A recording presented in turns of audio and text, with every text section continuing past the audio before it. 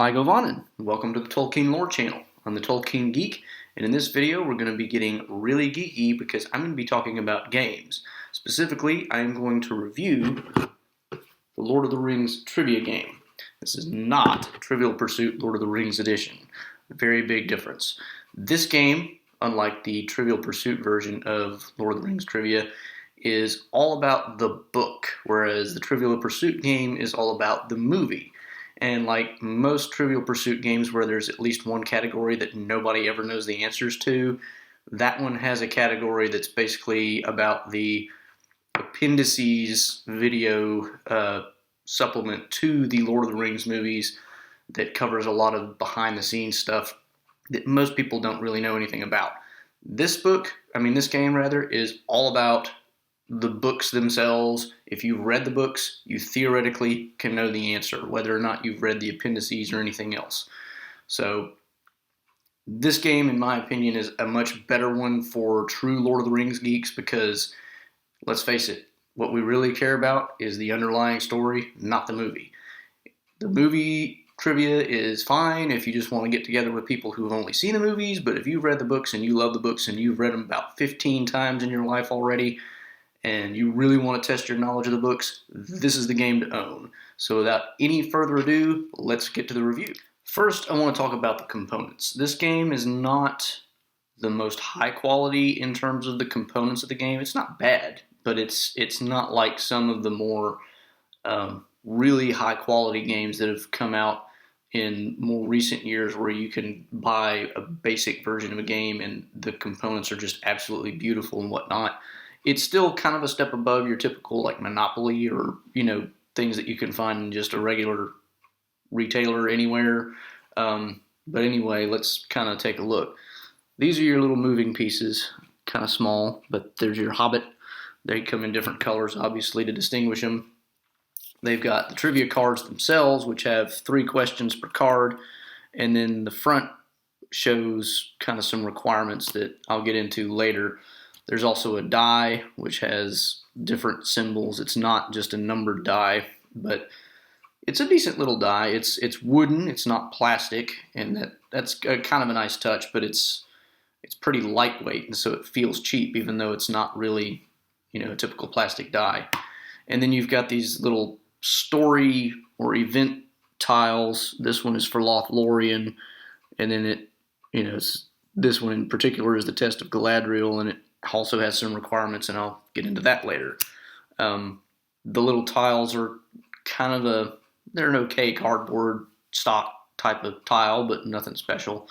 The cards themselves, the cards are pretty thin, but I mean, if you actually look, if you could see the entire game, you could see why they would have to be, because there are a ton of cards, and that's part of the reason I like this game is there's a ton of trivia questions you can go through.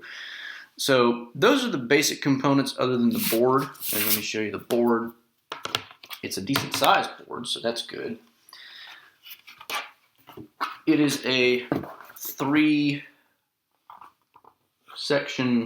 trifold. And of course, it has different regions on it that correspond to the different event tiles that I just showed you. So there's Lothlorien, there's Mount Doom, there's Rivendell, there's various different positions on the board, and there's requirements for moving and whatnot that I'll get into a little bit later. But those are the basic components of the game, and now I can start talking about how the game is played. So the basic way that you progress through the game is you have what are called resources, and there's different ones. There's movement, there's rings, there's some different ones, but the main point is you have to spend enough resources to make it to the next area of the game board, which for example, the beginning, it takes very little to move from Bag End to the Village of Bree. It only takes one little movement icon. Once you do move, then you get to answer a trivia question. And the trivia questions are laid out in a specific order. You got 1, 2, 3, and that has to do with the difficulty of the question or the resources that you gain for answering the question. So if you answer the top question on this card, you get 3 of the sword icons. If you answer the second question, you get 2 movement icons, so forth. So once you move, the question is drawn, and then the person asking the question will ask the person who gets to answer it what difficulty level or what resources they want to go for, basically.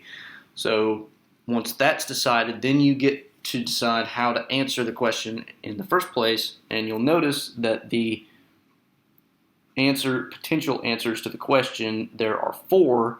One is in brackets, one is bolded, and the other 2 are just normal text.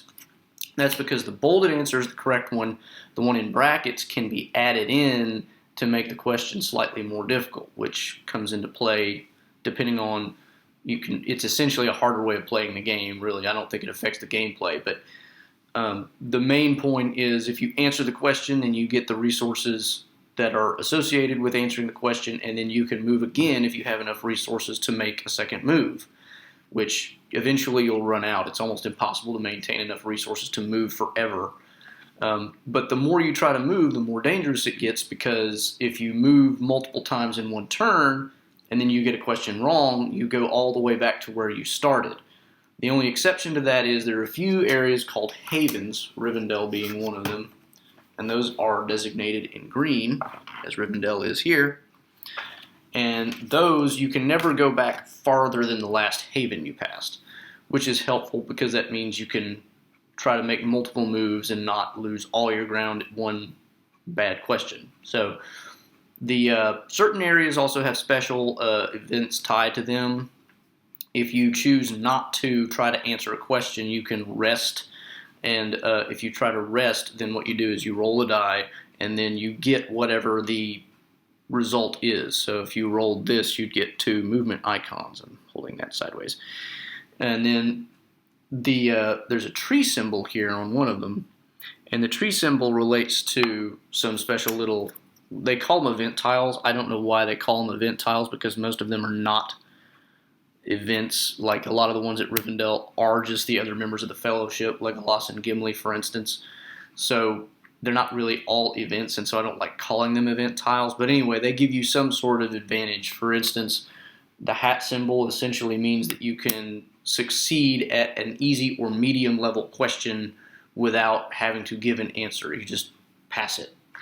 And then there's other things too that do different things. The challenge tiles, which I think I accidentally called event tiles earlier, those are drawn at specific locations based on whether you land on certain areas have an eye symbol or whatever, and the eye symbol there delineates the level of question that you have to be asked. So green is easy, blue is medium, red is hard. Some of them have those, some of them don't.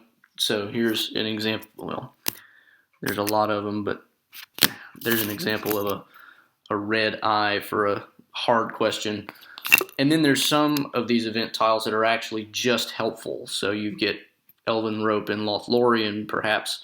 Instead of being asked a question, you just get a resource. So different things can happen based on what you draw by luck of the draw. So the that's kind of your basic gameplay. The idea, of course, is to get to the end the fastest.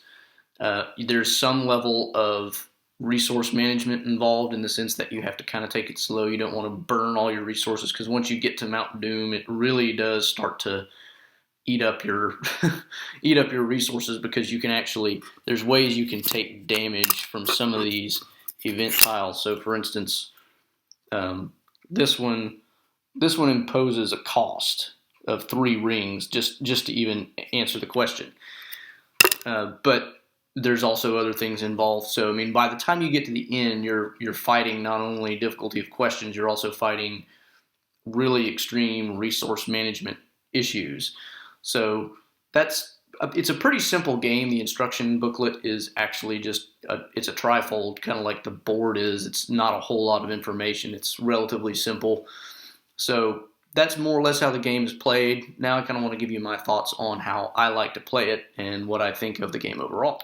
So my take on this game is, positives are, it's based on the book trivia, not movie trivia. It doesn't have any of that crazy weird stuff about behind the scenes stuff that you would get in the appendices DVDs, so you don't have to worry about any of that weirdness. The other things that I like about it are you can change the difficulty of the questions by adding in the extra potential answer, or you can even make it more difficult just by choosing to answer the more difficult questions. I mean, you can do it any way you want. You can even disregard the board altogether if you like and just answer trivia questions for the fun of it, which frankly, that's kind of the way I like to play, because the rest of it just seems like a distraction from the real point, which is testing your knowledge of Lord of the Rings. That's really what we're here for, right? In all honesty, having played both ways, I can tell you the main method of play where you actually have to progress on the board and spend these resources, effectively all that's there for is to make it easier on people who aren't as well versed with Lord of the Rings to keep up with people who know their Lord of the Rings backward and forward. So if I'm playing against somebody who doesn't know that much about Lord of the Rings, they can still more or less keep up by dint of all the accidental things that can happen through random tile draws and the costs of progressing through the game that come with different questions and whatnot, or just moving. Really, almost all that is a way of evening the playing field between people with different levels of Lord of the Rings knowledge. And so I don't really like to play that way. You obviously kind of have to if you're playing with somebody who really does need that to keep up, because it's also not really fun to just go in against somebody who doesn't know Lord of the Rings that well and just smash them. I mean, that's not really a test of your knowledge so much as just you get to, be, haha, I know Lord of the Rings better than you. That's no fun. But the main point I'm getting at is if you have a bunch of friends who actually all know Lord of the Rings really well, then you can play this game without the board and just kind of keep score of, who gets how many questions right. And, you could even make it harder than the game makes it by, instead of reading out the options for the answer, just ask the question. So, for instance, who searched for Merry and Pippin when they did not arrive at the Houses of Healing? You could give the answers of Gandalf, Aragorn, Faramir, and the Herbmaster. The Herbmaster, really? Some of these answers are really pathetically easy. And that's why, in a lot of cases, I think it really makes more sense for people who really know the stories to just not even give the potential answers and just ask the question. Because then you're really testing your knowledge. You're not limiting it. Because the way the question is worded, in this particular instance, who searched for Merry and Pippin when they did not arrive at the Houses of Healing? You might not remember that off the top of your head, but when you read the answers, Gandalf, Aragorn, Faramir, and the Herbmaster, you're going to know it's Gandalf, because or at least you might know that it's Gandalf, because you'll likely remember that Aragorn never went out and searched for anybody. He was just there healing people the whole time. So, depending on the level of knowledge of the people you're playing with, it might actually be better to just skip the, reading of the potential answers and just have the person use the best of his knowledge to answer it. Now, I mean, in some cases that may not make much of a difference. Sometimes it's still easy, but in my opinion, it makes for a different level of play if the people playing are all up to that level. And you can even just choose to make it more difficult for people who have more knowledge so that other people can keep up in that sense. So, I mean, a real expert, somebody who really does know their Lord of the Rings backward and forward, don't give them any potential answers. Somebody who knows their stuff pretty well but not as well, give them 4 answers. And then for the people who don't know it that well at all, give only the 3 that aren't in brackets. You can do it any way you want. And it makes it so that you can kind of level the playing field even without going through all the rigmarole of resource collection and all the other steps involved in playing with the board. So that's kind of my philosophy on playing the game, because I bought the game so that I could do trivia. I didn't buy the game so that I could manage how many move tokens that I have. That's just me. So anyway, at that level, I really enjoy the game. If I have to play it the other way, where you actually have to deal with the board and movement tokens and all that fun stuff, or not so fun stuff, then I don't enjoy it as much, because it just feels like I'm being distracted and hampered from really enjoying what I'm trying to do, which is have a trivia game. So I think it would have been in some ways better served by a mechanic that's more similar to Trivial Pursuit, where you're just moving from question to question to question, and you just have to get enough of them, or, like in Trivial Pursuit, you have to collect the different pies at the specific location. Whereas here, it's all about just moving in a progressive line. You just have to have resources. I'd rather just have the Trivial Pursuit mechanism where it's more luck-based as to whether you land on the right spot and get the right question than to have to deal with all that, because then it's just you're dealing with too many extraneous things to enjoy the trivia. But anyway, that's just my take. Other than that, I will just say the actual artist for this game, it's not John Howe and it's not Alan Lee. Those are my two favorite artists. In this case, it's Ted Nasmith. Ted Nasmith is a pretty good artist, but I don't like his style as much, largely because he tends to make everybody's faces really ugly, in my opinion. That's just me. If you like Ted Nasmith, then you'll love the artwork, but that's kind of other than the gameplay mechanics, my biggest critique of the game is just the ugliness of some of the characters' faces, because Ted Nasmith just does them that way, and I don't know why, but there you go. Other than that, I mean, because you can play it more or less any way you like, because you don't really have to play with the board, I really recommend it if you're looking for a real trivia game. The only problem is you can't play it by yourself as well, because you'd have to be able to cover up the answers to read the question. So you can't really play it just solo reading questions unless you're very careful about scrolling down to not reveal the answer to yourself. But if you have at least two people and you both like trivia for Lord of the Rings, it's a pretty good game, and it's definitely better than anything you're going to get anywhere else. As far as I know, this is the only one that does Lord of the Rings trivia based on the books, and to me, that makes it worth picking it up all by itself. So there's my take on the game.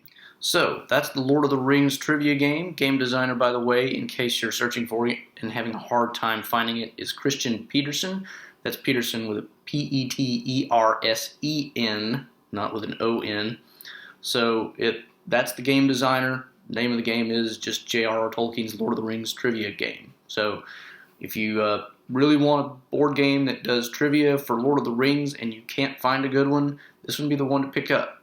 So if you enjoy that, or if you think it's worth learning about some more board games out there that are based on Lord of the Rings, please like, share, subscribe. You can also follow me on Twitter at JRRTLore. And until next time, this is the Tolkien Geek signing out for the Tolkien Lore channel. Namaste.